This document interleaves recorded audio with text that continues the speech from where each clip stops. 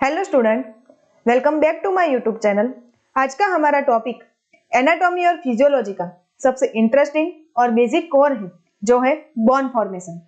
हम सब जानते हैं कि हमारी बॉडी का स्ट्रक्चर हड्डियां यानी बोन्स से बना होता है, लेकिन क्या आपने कभी सोचा है कि ये हड्डियां असल में बनती कैसे हैं? माँ के गर्भ यानी बच्चा जब माँ के पेट में होता है, तब हड्डियों का बनना कब शुरू होता है? आज के इस लेक्चर में हम इसी प्रोसेस को समझेंगे, जिसे मेडिकल टर्मिनोलॉजी में ऑस्टियोजेनेसिस या ऑसिफिकेशन कहा जाता है। तो अपने नोटबुक निकाल लीजिए और इम्पोर्टेंट टॉपिक नोट डाउन कर लीजिए। सबसे पहले हम टर्मिनोलॉजी को समझते हैं। साइड पर देखिए, लिखा है ऑस्टियोजेनेसिस और ओसिफिकेशन। ऑस्टियोजेनेसिस दो शब्दों से मिलकर बना है। ऑस्टियो मतलब बोन और जेनेसिस मतलब फॉर्मेशन या बिगनिंग, यानी कि बोन का बनना। ऑस्टियोजेनेसिस को दूसरा हम ओसिफिकेशन भी कहते हैं। यहाँ एक बहुत इंपॉर्टेंट पॉइंट है जो आपका याद रखना है। द वर्ड ओस मीन बोन। लैटिन भाषा में बोन को ओस कहा जाता है, इसीलिए इससे जुड़े शब्दों में ओसियो या ऑस्टियो कहते हैं। तो सिंपल भाषा में ऑस्टियोजेनेसिस या ओसिफिकेशन का मतलब है फॉर्मेशन ऑफ बोन, हड्डी का निर्माण होना। अब सवाल आता है कि बोन असल में क्या है? जैसे कि सेकंड पॉइंट में लिखा है, bone is a type of osseous connective tissue. Student यहाँ ध्यान दीजिए, बोन कोई सूखी हुई लकड़ी नहीं है, यह एक कनेक्टिव टिश्यू है और यह हमारी बॉडी का सबसे हार्डेस्ट कनेक्टिव टिश्यू होता है, जिसे हम ऑसियस टिश्यू भी कहते हैं, क्योंकि यह हार्ड होता है और बॉडी को सपोर्ट देता है। Osteogenesis is a process of converting fibrous tissue or hyaline cartilage into a bone. इसका मतलब है कि जब हड्डी बनना शुरू होती है तो वो सीधे हार्ड बोन नहीं बनती। पहले वो या तो एक सॉफ्ट फाइब्रस टिश्यू होती है या फिर हाइलिन कार्टिलेज होती है। हाइलिन कार्टिलेज जैसे हमारे कान और नाक के उस तरह के बोन शुरुआत में होते हैं, और ऑस्टियोजेनेसिस वो प्रक्रिया है जिसमें यह सॉफ्ट टिश्यू धीरे धीरे हार्ड बोन में कन्वर्ट हो जाते हैं। इस लेक्चर में हम यही समझने वाले हैं। अब हम बात करते हैं कि ये जो बोन हार्ड बनता है वो प्रोसेस शुरू कब होता है? क्या ये बर्थ के बाद होता है या नहीं? In the early stage of embryonic development the embryo skeleton consist of fibrous membrane and hyaline cartilage. जब बच्चा माँ के पेट में होता है यानी एम्ब्रियोनिक स्टेज में होता है, तब उसका स्केलेटन हार्ड हड्डियों से नहीं बना होता। उस वक्त स्केलेटन सिर्फ फाइब्रस मेम्ब्रेन और हाइलिन कार्टिलेज का बना होता है और ये बहुत सॉफ्ट होता है ताकि बेबी आसानी से ग्रो कर सके। तो असल में हड्डी बनना शुरू कब होती है? The actual process of bone development begin from the 6th and 7th week of embryonic life. यह एग्जाम के लिए बहुत इंपॉर्टेंट क्वेश्चन है। प्रेगनेंसी के 6ठे या 7वें हफ्ते में बच्चे के अंदर ऑसिफिकेशन यानी हड्डी बनने की प्रक्रिया शुरू हो जाती है और ये प्रोसेस जन्म के बाद भी सालों तक चलती रहती है, जब तक हमारी हाइट बढ़ती है। तो स्टूडेंट, हमने सीखा कि ऑस्टियोजेनेसिस का मतलब बोन फॉर्मेशन है। बोन एक ऑसियस कनेक्टिव टिश्यू है और ऑसिफिकेशन या ऑस्टियोजेनेसिस प्रोसेस 6th या 7th week of embryonic life में शुरू होती है। ये जो हमारी हड्डियां है अपने आप नहीं बनती। इन्हें बनाने, इनकी मरम्मत करने और इन्हें शेप देने के लिए हमारी बॉडी में 3 तरह के स्पेशल इंजीनियर या जिसे हम बोन सेल कहते हैं। तो हम तीनों बोन सेल को समझते हैं। सबसे पहले आते हैं ऑस्टियोब्लास्ट। नीचे हमने ऑस्टियोब्लास्ट का इमेज रखा है। ये वो सेल है जो हड्डी को बनाने का काम करते हैं और ये एक एक्टिव सेल्स होते हैं। ऑस्टियोब्लास्ट का मुख्य काम है बोन फॉर्मिंग यानी हड्डी का निर्माण करना। इसके बाद इसको याद रखने का आसान तरीका हमने लिखा है स्लाइड पे। B for build. जैसे बिल्डर बिल्डिंग बनाता है, वैसे ही ऑस्टियोब्लास्ट बी फॉर बिल्ड करता है। जब भी हड्डी टूटेगी या नहीं बनेगी तो ये सेल सबसे पहले काम पर लगे हैं। अब दूसरे नंबर पर है ऑस्टियोसाइट्स। अब इसकी इमेज को ध्यान से देखिए, आपको दिखेगा कि यह सेल हड्डी के अंदर फंसा हुआ यानी ट्रैप हुआ है। जब ऑस्टियोब्लास्ट अपना काम पूरा कर लेता है और हड्डी के अंदर सेट हो जाता है तो वो ऑस्टियोसाइट बन जाता है, जिसे हम मैच्योर ऑस्टियोब्लास्ट कहते हैं। इनका काम हड्डी बनाना नहीं है बल्कि मेंटेन करना है। ये हड्डी को जिंदा रखते हैं और न्यूरिशमेंट पहुंचाते हैं। Simple trick as for site, यानी अपने साइट पर बैठकर निगरानी रखते हैं। तीसरा और आखिरी सेल है ऑस्टियोक्लास्ट। इनकी इमेज देखिए। ये सेल बाकियों से थोड़े बड़े और अलग दिखते हैं। सुनने में अजीब लगेगा, लेकिन इनका काम हड्डी को तोड़ना है। बोन ब्रेकिंग सेल्स, लेकिन ये दुश्मन नहीं है। पुरानी और कमजोर हड्डी को हटाने के लिए या हड्डी को सही शेप देने के लिए उसे काटना जरूरी होता है। इसीलिए ट्रिक है osteoclast C for cut. Osteoclast cut करता है हड्डी को ताकि नई हड्डी के लिए जगह बन सके। यानी ऑस्टियोब्लास्ट ने हड्डी बनाई, ऑस्टियोसाइट ने उसे संभाला, ऑस्टियोक्लास्ट ने उसे एक्स्ट्रा हड्डी को काटकर शेप दी। ये तीनों मिलकर हमारे स्केलेटन को मजबूत बनाते हैं। तो स्टूडेंट, अभी तक हमने देखा कि बोन सेल्स कौन से होते हैं। अब हम जानेंगे कि हड्डी बनने का प्रोसेस असल में होता कैसे है। हड्डी बनने की प्रक्रिया यानी कि ओसिफिकेशन मुख्य रूप से दो तरीकों से होती है। आप स्लाइड पर देख सकते हैं, इंट्रामेम्ब्रेनस ओसिफिकेशन, एंडोकॉन्ड्रियल ओसिफिकेशन। इसे अच्छे से समझने के लिए आप स्लाइड में दिए गए स्केलेटन को देखिए। इसमें आपको दो अलग कलर की हड्डियां दिख रही होगी। ये रंग बताती है कि कौन सी हड्डी किस मेथड से बनी है। सबसे पहले बात करते हैं इंट्रामेम्ब्रेनस ओसिफिकेशन की। जैसे कि नाम में ही मेम्ब्रेन है, इसका मतलब है कि इसमें हड्डी सीधे फाइब्रस मेम्ब्रेन को रिप्लेस करके बनती है। स्लाइड में स्केलेटन के पर्पल वाले हिस्से का देखिए। ये वो हड्डियां हैं जो इस मेथड से बनती है। इसमें मुख्य रूप में हमारी स्कल की फ्लैट बोन आती है और हमारी क्लेविकल यानी कॉलर बोन आती है। अब दूसरा है एंडोकॉन्ड्रियल ओसिफिकेशन। इसे इंट्राकार्टिलेज भी कहते हैं। क्यों? क्योंकि इसमें हड्डी सीधे नहीं बनती, बल्कि पहले हाइलिंग कार्टिलेज का एक मॉडल बनता है और फिर वो कार्टिलेज धीरे धीरे हड्डी में बदल जाता है। अब स्केलेटन में जो लाइट ब्लू वाला हिस्सा है उसे देखिए। हमारी बॉडी की ज्यादातर हड्डियां सभी इसी मेथड से बनती है। जैसे कि लॉन्ग बोन अपनी जो फीमर और ह्यूमरस है, शॉर्ट बोन कलाई की कार्पल और पंजों की टार्सन, इरेग्युलर बोन जैसे आपकी रीढ़ की हड्डी वर्टेब्रा। तो अगर आपसे कोई पूछे कि आपकी लंबाई बढ़ाने वाली हड्डियां कैसे बनती है, तो जवाब होगा एंडोकॉन्ड्रियल ओसिफिकेशन से। लास्ट में एक बात जरूरी है कि स्लाइड के नीचे नोट में मैंने लिखी है, both method lead to the same bone structure. इसका मतलब है कि चाहे हड्डी इंट्रामेम्ब्रेनस तरीके से बने या एंडोकॉन्ड्रियल तरीके से बनने के बाद माइक्रोस्कोप में जब हम इनको देखते हैं तो दोनों का स्ट्रक्चर बिल्कुल सेम होता है। आप बनने के बाद फर्क नहीं बता सकते, बस उसका रास्ता प्रोसेस अलग था लेकिन मंजिल एक ही रहेगी। तो चलिए अब हम पहले मेथड को डिटेल में समझते हैं, जो है इंट्रामेम्ब्रेनस ओसिफिकेशन। जैसे कि मैंने पिछले स्लाइड में बताया था, यह प्रोसेस थोड़ा सिंपल होता है। इसमें कार्टिलेज नरम हड्डी का कोई रोल नहीं होता। यहाँ हड्डी सीधे एक मेम्ब्रेन के अंदर बनना शुरू होती है। यहाँ लिखा है bone develop by replacing fibrous membrane. इसका मतलब है कि शुरुआत में जो सिर्फ एक पतली सी सीट होती है। अब सेकंड पॉइंट में बहुत ध्यान से देखिए। इसमें एक भारी शब्द लिखा है मेसेंकाइमल कनेक्टिव टिश्यू। घबराइए मत, इसका मतलब बिल्कुल सिंपल है। मेसेंकाइमल सेल्स वो बेबी सेल होते हैं जिन्होंने अभी तक डिसाइड नहीं किया है कि उन्हें क्या बनना है। यह प्रोसेस बेबी में कहाँ होती है?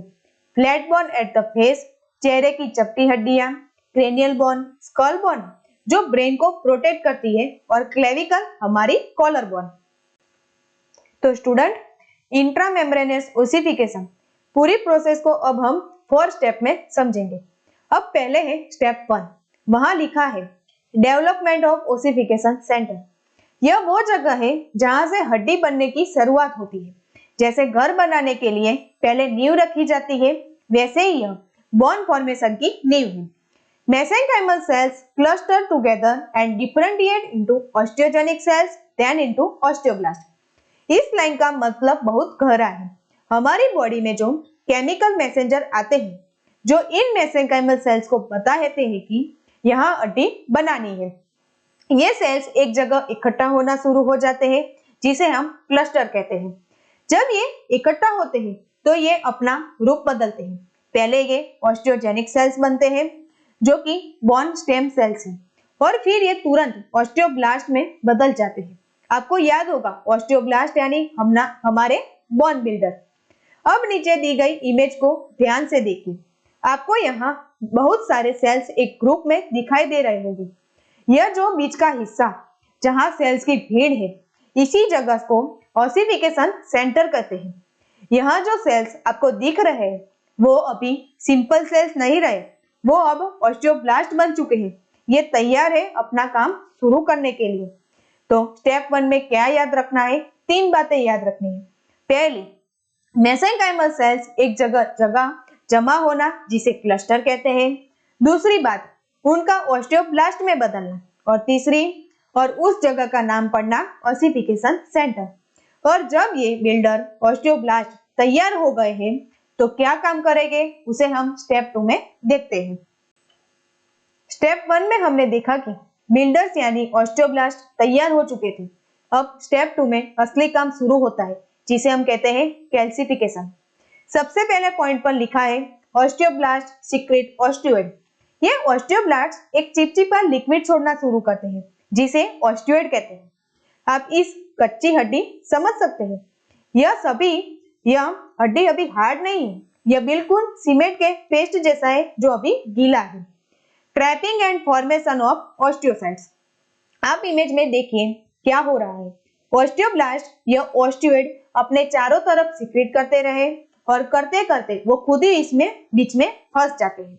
Differentiation into osteocytes occur when osteoblast gate trapped. जैसे ही एक ऑस्टियोब्लास्ट चारों तरफ से घिर जाता है और फंस जाता है, वो रिटायर्ड हो जाता है और बन जाता है ऑस्टियोसाइट्स। आपको इमेज में जो सेल अंदर दबे हुए दिख रहे हैं वही है osteocytes. Calcium and other mineral salt are deposited and matrix hardness. जो ऑस्टियोइड सीक्रेट हुआ था अब उसमें कैल्शियम आकर जमा होने लगता है, जिसे वो कैल्शियम मिलता है वो मैट्रिक्स हार्ड हो जाता है।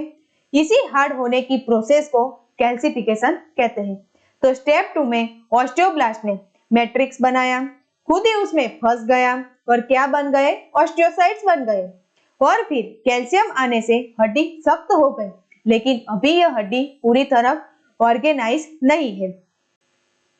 स्टेप 2 में हमने देखा कि हड्डी हार्ड हो चुकी थी लेकिन वो अभी ठोस नहीं है, उसका कोई शेप नहीं है। स्टेप 3 में यह एक खास शेप लेती है। सबसे पहले production of ट्रेबेक्युला।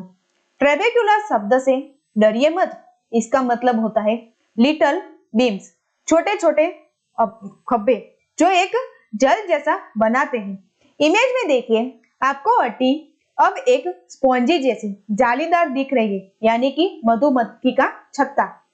Extra cellular matrix develops into trabecula that used to form spongy bone. जो मैट्रिक्स हार्ड हुआ था वो एक सॉलिड दीवार नहीं बनाता बल्कि एक नेटवर्क बनाता है।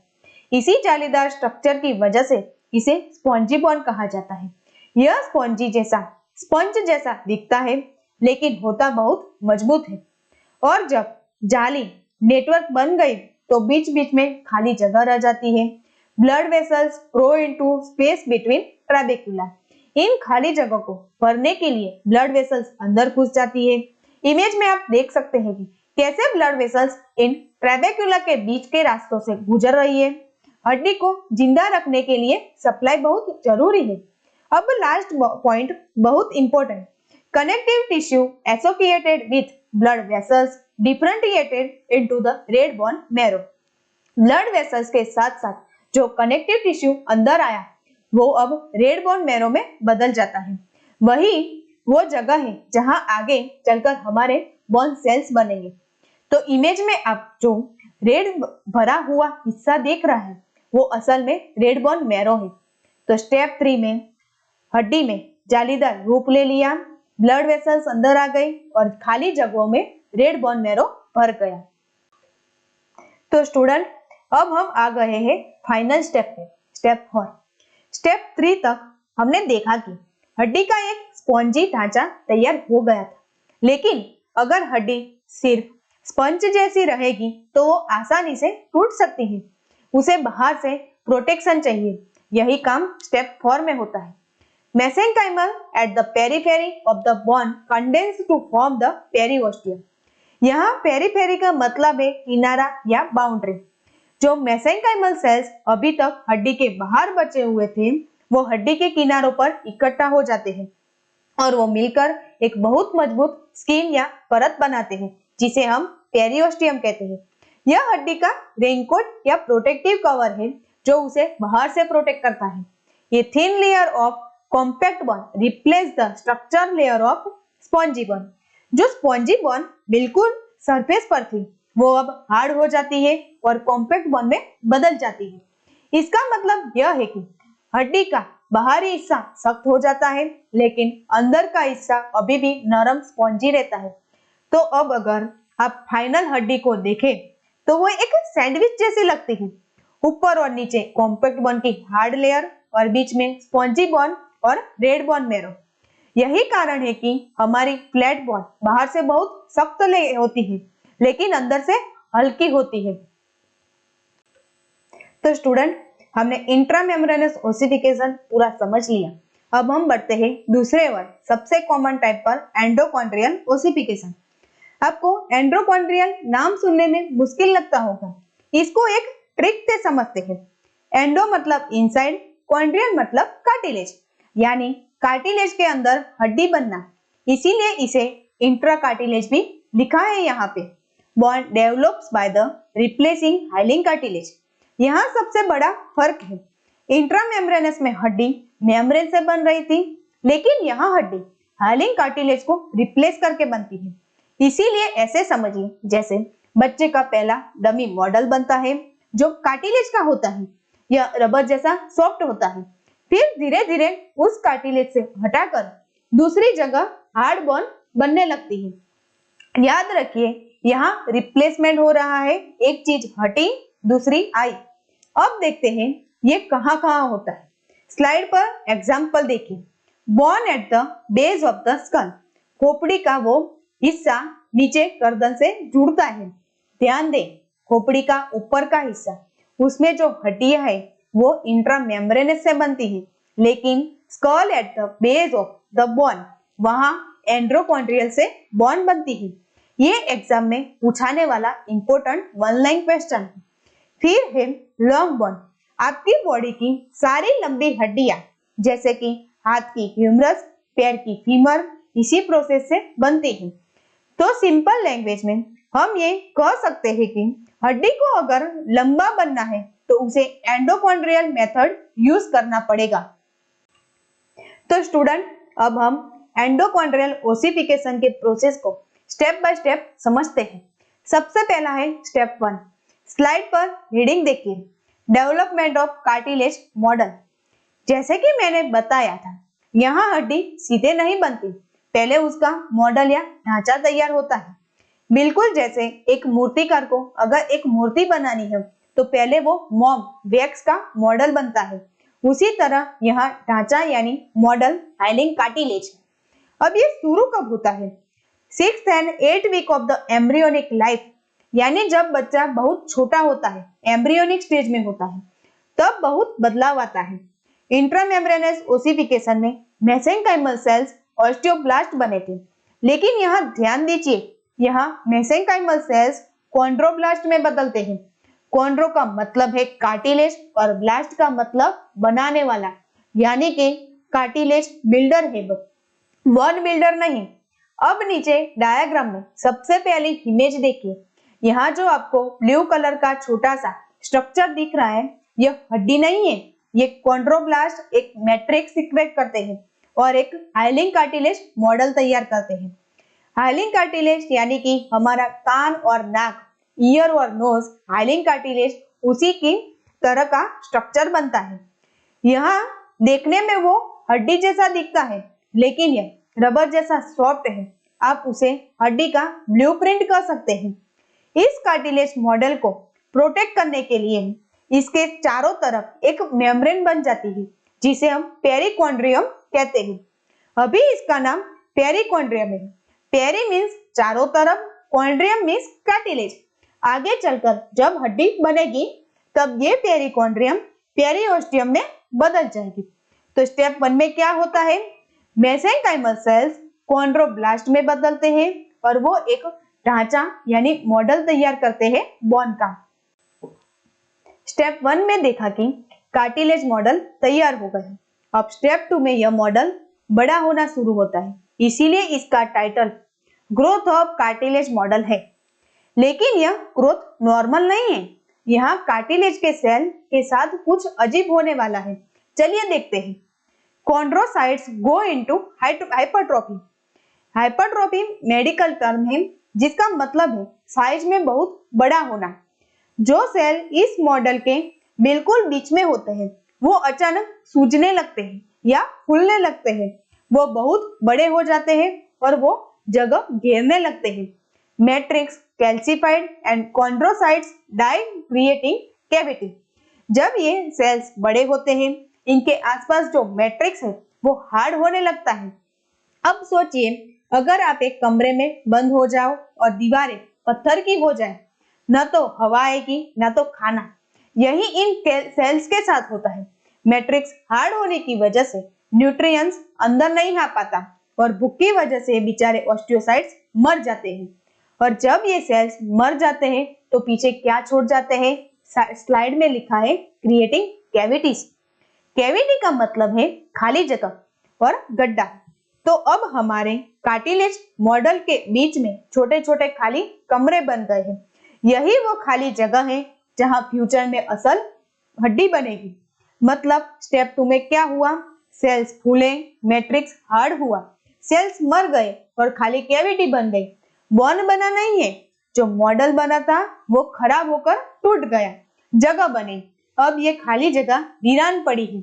स्टेप 3 में वहां कोई बाहर से एंट्री करेगा। चलिए देखते हैं कौन एंट्री करता है। अब उस खाली जगह में लाइफ की एंट्री होती है। Development of primary ossification centre. सबसे पहले डायग्राम देखिए। आपको एक रेड लाइन हड्डी के बीच में घुसती हुई दिख रही होगी। यही स्टेप की शुरुआत है। Nutrient artery penetrate the centre of the cartilage model. जो जगह खाली पड़ी थी वहां एक न्यूट्रिएंट आर्टरी छेद करके अंदर घुस जाती है। यह अपने साथ बहुत सारा सामान लाती है, जैसे ऑस्टियोब्लास्ट बोन बनाने वाले सेल्स, ऑस्टियोक्लास्ट सफाई करने वाले सेल्स, यानी अब कंस्ट्रक्शन का काम शुरू होगा। Perichondrium transform into periosteum. Step 1 में जो बाहरी कवर था उसे हम पेरिकॉन्ड्रियम कहते थे, लेकिन अब क्योंकि अंदर हड्डी बनना शुरू हो गई है, यह कवर हार्ड हो जाते हैं और इसका नाम बदलकर पेरिओस्टियम हो जाता है। तो याद रखिए, नाम बदल गया है क्योंकि काम बदल गया। जो ऑस्टियोब्लास्ट अंदर आए थे उन्होंने टूटे हुए कार्टिलेज की जगह स्पॉन्जी बोन बनाना शुरू कर दिया। Bone tissue replace cartilage. Etch centre वाले हिस्से को जहां सबसे पहले हड्डी बनी, इसे कहते हैं प्राइमरी ओसिफिकेशन सेंटर। और यह कहाँ बनता है? डायाफिसिस में। डायाफिसिस का मतलब है हड्डी का बीच वाला लंबा हिस्सा। तो स्टेप 3 में हड्डी में बीचों बीच अब कार्टिलेज नहीं है, वही स्पॉन्जी बोन बन गया है और ब्लड सप्लाई शुरू हो गई। लेकिन अभी भी हड्डी दोनों किनारे कार्टिलेज से ही बनी है। वहां हड्डी कब बनेगी, अब हम आगे देखते हैं। अगर ये हड्डी अंदर से ठोस सॉलिड रहेगी तो वो बहुत भारी हो जाएगी और उसके अंदर मेरो रहने की जगह नहीं मिलेगी। इसीलिए अब आता है स्टेप 4, जहां पर हड्डी का अंदर से खोखला करेंगे, उसको हॉलो करेंगे। Development of medullary cavity. Osteoclast break down newly form spongy bone. आपको याद होगा हमारे ऑस्टियोक्लास्ट यानी बोन ब्रेकिंग सेल्स, ये सेल एक सुरंग बनाने वाली मशीन की तरह काम करते हैं। यह हड्डी के ठीक बीचों बीच जाते हैं और जो स्पॉन्जी बोन अभी अभी बनी थी उसे तोड़ना शुरू कर देते हैं। यह सुनने में अजीब लगता है कि हड्डी बनी और उसको तोड़ रहे हैं, लेकिन जगह बनाना जरूरी है। अब डायग्राम में चौथी इमेज को देखिए। आपको बीच में एक एस शेप की खाली जगह दिख रही होगी। यही वो जगह है जिसे हम मेडुलरी कैविटी या मैरो कैविटी कहते हैं। ऑस्टियोक्लास्ट ने रास्ता साफ कर दिया है ताकि अब यहाँ येलो बोन मैरो स्टोर हो सके और हमारी हड्डी का वजन भी हल्का रहे। तो अब स्थिति क्या है? हड्डी के बीच वाले हिस्से की जो दीवार है वो कॉम्पैक्ट बोन की बन गई है और बीच का हिस्सा खोखला है। लेकिन एक चीज अभी भी बाकी है।